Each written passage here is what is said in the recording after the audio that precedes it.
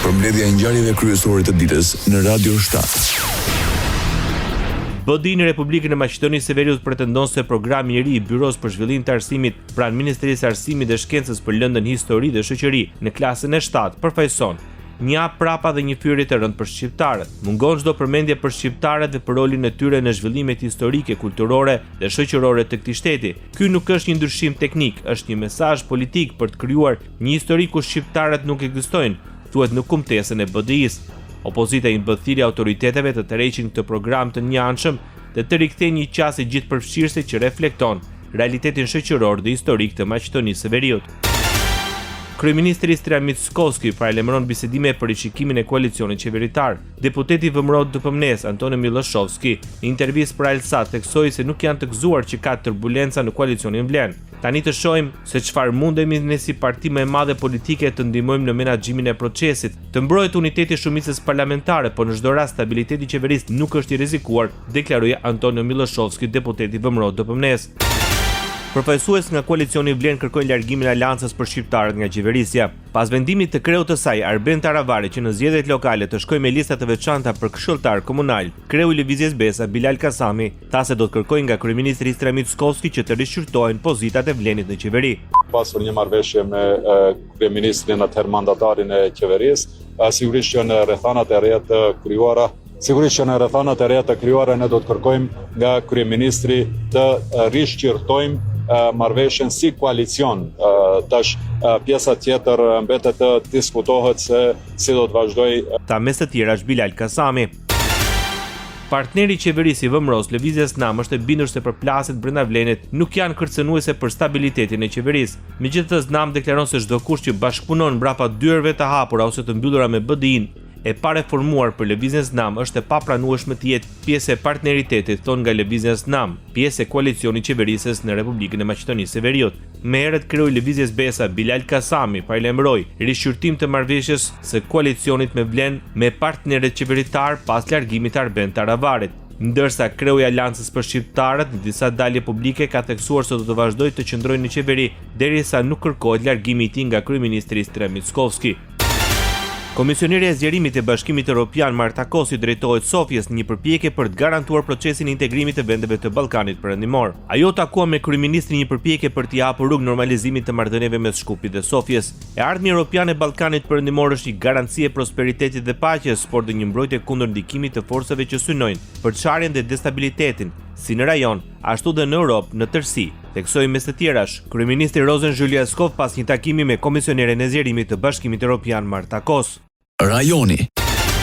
Ndërkombëtarët bëjnë thirrje për tejkalimin e krizës politike në Kosovë. Ambasadorët e Britanisë së Madhe dhe Gjermanisë në Prishtinë nuk kërkuan partive politike të bashkëpunojnë për formimin e institucioneve të reja. Përmes rrjeteve sociale, ambasadori britanik në Prishtinë, Jonathan Hargraves, tha se njerëzit kanë të drejtë të presin nga liderët e tyre politik të punojnë së bashku në interes të vendit. Ai tha se Kosova ka nevojë urgjente për formimin e institucioneve të reja, pasi kanë kaluar më shumë se 2 muaj nga mbajtja e zgjedhjeve. Konstituimi i kuvendit dështoi 2 herë brenda kësaj jave për shkak të mosmarrëveshjeve procedurale mes partive politike që siguruan ulse në zgjedhjet e 9 shkurtit. Deputetja e Lëvizjes Vendosje Mimoza Kusari Lila akuzon partitë opozitare për mungesë bashkëpunimi në procesin e konstituimit të kuvendit Kosovës. Ajo apelon se është përgjegjësia e deputetëve të zgjedhur që të dalin nga ngërçi politik dhe jo të presin ndërhyrje nga jashtë. Pse su rikthye në votim raporti? Për arsye se ai raport është rrëzuar një herë. Procedura parlamentare ose një dokument i cili ka qenë i verifikuar, i nënshkruar, i votuar në parim njëjtë sikur se ndodh me ligjin e komisione. Ju ka prezentuar seancës, në të cilin ka pas quorum 109 deputet kanë qenë prezent. Ai është rrëzu me votë. Ndërsa për procedurën tutje duhet të deklarohet. Nuk munden të thonë hedhën votim, për arsye se nuk është kjo çështje e mungesës quorumit. Në mungesë të quorumit dokumentet hidhen në votim kur arrihet quorumi. Ne kishim quorum, 109 deputet kanë qenë në sallë. Dokumenti është rrëzu. Tani, nëse opozita nuk dëshiron të bisedoj fare as siç çka do të bëjmë me atë raport, ose me atë dokument, po mbesim kështu, ose po drejtohemi siç e përmenda më herët për një falë zgjedhje të reja.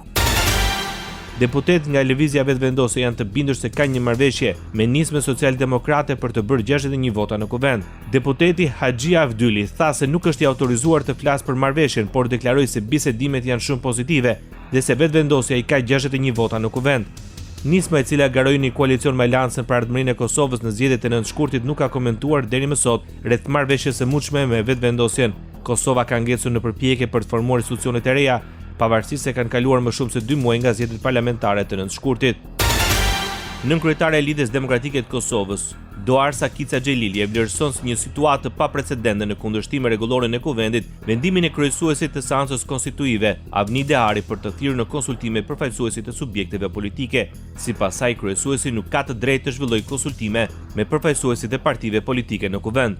Pra në këtë fazë, kryesuesi i kuvendit nuk ka të drejtë të ftojë aktorët për asnjë konsultim politik të kësaj natyre, meqense ne po flasim për një çështje kritikisht procedurale. Ajo që ai mund të bëjë në këtë fazë është ose të thërasë dhe njëherë të formohet komisioni dhe partitë politike t'i dërgojnë anëtarë të komisionit për verifikimin e mandateve deputetëve, apo ta rishqyrtoj, apo të themi ta riqes në votim, apo në rivotim raportin e djeshëm, por jo të ftojnë në konsultim të tij. Deklaroi nënkryetare e Lidhjes Demokratike të Kosovës. Ministra e Drejtësisë e Kosovës shpreh shqetësimin për mënyrën se si opozita po trajton verifikimin e mandateve të deputetëve dhe konstituimin e kuvendit. Albulena Haxhiu nga Lëvizja Vetëvendosje tha se janë të habitshme qëndrimet e partive politike. Është e habitshme, domethënë ti dëgjosh qëndrimet e partive politike. Së pari, LDK-ja tha që kryesuesi i seancës nuk ka të drejtë që të ftojë përfaqësuesit e partive politike në takim konsultativ. Ju lutem ta keni parasysh që me rregullorën e punës kuvendit debati në seancën konstituive nuk lejohet, pra është i ndaluar. Ishte Albulena Haxhiu nga Lëvizja Vetëvendosje. Seanca e radhës për konstituimin e kuvendit Kosovës është lënë për në datën 19 prill. Radio 7, zëri pozitiv i qytetit. Misioni ndërkombëtar i vëzhgimit të zgjedhjeve në Shqipëri e vlerëson të rregullt procesin e mbledhjes së votave të emigrantëve në Tiranë. Deklarata e kreut të misionit të OSBE-ut Dirit, ambasadorit Lamberto Zanier, erdhi në prani të kreut Komisionit Qendror të Zgjedhjeve Ilirian Celibashi. Në një prononcim të shkudur për media, Celibashi kërkoi nga politikanët të shmangin komentet mbi votat pasi cënohet integriteti i procesit votimit të diasporës. Do të ishte mirë që politikanët të evitonin deklarata që lidhen me rezultatin e votimit. Janë komplet pa sens, përkundrazi mund të kontribuojnë negativisht në mbarvajtjen dhe integritetin e procesit. Ai siguroi se vota e zgjedhësve nga jashtë është e garantuar dhe askush nuk mund ta di përmbajtjen përfshirë dhe Komisioni Qendror i Zgjedhjeve. Askush nuk di, përfshirë dhe Komisioni Qendror të Zgjedhjeve që është autoriteti që e menaxhon dhe ka në dorë, si të thuash, procesi, nuk di përmbajtjen e fletëve të votimit. Dhe kemi ndërtuar një sistem pikërisht për ta garantuar absolutisht integritetin e votës. Qendra e re e kontrollit të trafikut në Kamos u vizitua nga kryeministri. Në prani të zëvendës kryeministres Belinda Balloku, Edi Rama e cilësoi atë njërisi të shumë pritur për sigurinë rrugore dhe jo vetëm, ku bashkërendohen një sër projektesh dhe skuadrash ku gjithçka do të ndërlidhet me projektin e revolucionit digital Qyteti i Mençur. Sipas tij, kjo do të garantojë monitorimin e të gjitha rrugëve 24/7 dhe koordinimin e policisë rrugore, urgjencës kombëtare dhe mjekësore dhe emergjencave civile. Kreu i qeverisë tha se është detyrim që kjo të shoqërohet me një reformë ku të gjitha urgjencat dhe thirrjet të jenë të unifikuara. Është një detyrim i madh që të bashkëngjerojmë në një reformë ku të gjitha urgjencat e të gjitha thirrjet e të gjithë të drejtimet të jenë të unifikuara. Kjo është ajo që na duhet, ndërkohë që gjithë kjo qendër moderne e monitorimi do të mbështetet nga sistemi i qyteteve të zgjuar ose Smart City me rrjetin e kamerave inteligjente dhe me inteligjencën artificiale që do bëjnë të mundur që në kohë reale të mbihet me gjithë informacioni në çdo metër, jo në çdo kilometër, për të gjitha natyrat e problematikave. Zëvendës kryeministri Balloku informoi se qendra do të funksionojë me 122 operator, ku në këtë fazë fillestare të monitorimit janë lidhur me kamera 200 kilometrat e parë që mbulojnë autostradat kryesore Tiranë-Durrës, Durrës-Rogozhin, Rogozhin-Fier dhe Fier-Vlorë. Sipas saj, synimi final është mbulimi 3650 kilometrave rrugë që janë aset i inventarit të autoritetit rrugor shqiptar. Në këto momente, kryeministri kemi të lidhur 200 kilometrat e para, të cilat janë pjesë e fazës parë të monitorimit. Këtu janë 2 supervizorë, të cilët kontrollojnë turnin.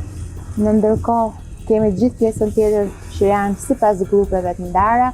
Përpara kemi edhe Policinë e Shtetit, ndërkohë pjesa tjetër është e Autoritetit Rrugor Shqiptar, siç thamë 74 operatorë të cilët punojnë me 3 turne. Gjykata e lartë rrëzon kërkesën e kreut të Partisë Demokratike Sali Berisha për përjashtimin e treshës gjykuese Ilir Panda, Sokol Binaj dhe Sandar Simoni nga gjykimi i rekursit të tij për masën e sigurisë detyrim paraqitje. Vendimi u dha këtë të njëjtën nga gjyqtari Enton Dimitri. Seanca ishte parashikuar të zhvillohej të martën, por gjykata e lartë të shtyu për në datën 22 prill. Në të njëjtën seancë gjykata do të shqyrtojë dhe rekursin e Berishës dhe të dhëndrit Jamar Berbaltezi për masën e sigurisë. Berisha ndodhet në masë detyrim paraqitje për korrupsion pasiv, ndërsa dhëndri i tij, Maltezi, po jetohet në arrest shtëpie i pandehur për korrupsion pasiv dhe pastrim parash. Bota. Shtetet e Bashkuara të Amerikës paralajmërojnë për një tërheqje të mundshme nga marrëveshja për paqe ndërmjet Rusisë dhe Ukrainës. Sekretari amerikan i shtetit Marco Rubio paralajmëroi se presidenti amerikan Donald Trump do të tërhiqet brenda ditësh nëse nuk ka sinjale të qarta se mund të arrihet një marrëveshje. Ne nuk do ta vazhdojmë këtë përpjekje për javë e muaj të tërë. Duhet të përcaktojmë shumë shpejt. Kur them shumë shpejt, flas për çështje ditësh. Nëse është realizueshme në javët të ardhshme, nëse kjo ndodh, atëherë ne jemi brenda procesit. Nëse jo, atëherë ne kemi prioritete të tjera ku duhet të përqendrohemi, deklaroi nga Parisi sekretari amerikan i shtetit Marco Rubio. Thank President Trump for having accepted an invitation to pay an official visit to Rome in the near future and consider a possibility in that occasion to meet also with Europe. Presidenti amerikan Donald Trump ka rënë dakord për një vizitë zyrtare në Rom dhe do ta konsiderojë gjithashtu takimin me përfaqësues të Bashkimit Evropian gjatë qëndrimit atje, tha kryeministri italian Giorgia Meloni në zyrën ovale. Udhëtimi me Meloni në SBA erdhi në mes një mosmarrëveshjeje tarifore midis Washingtonit dhe Brukselit, do pasi një përpjekje për të lehtësuar dialogun dhe për të nxitur marrëdhëniet e mira ndërmjet dy liderëve, pas një vendimi të Shteteve të Bashkuara të Amerikës për të ndalur shumicën e detyrimeve prej 90 ditë. Trump e quajti Melonin një person shumë të veçantë dhe një mik që ka pushtuar Europën. She has taken Europe by storm and highly respected. Everybody loves her and respects her, and I can't say that about many people. And she's become a friend, and we really have a great relationship. Ndërsa udhëheci italian tha se ata të dy ndanin luftën kundër ideologjisë së zgjuar. Dua të falenderoj presidentin Trump që pranoi një ftesë për të bërë një vizitë zyrtare në Rom në të ardhmen e afërt dhe të shqyrtoj mundësinë me këtë rast të takohet edhe me Europën, tha kryeministri italian duke folur pranë liderit amerikan. Ndoqët edicionin informativ të lajmeve në Radio 7, zëri pozitiv i qytetit.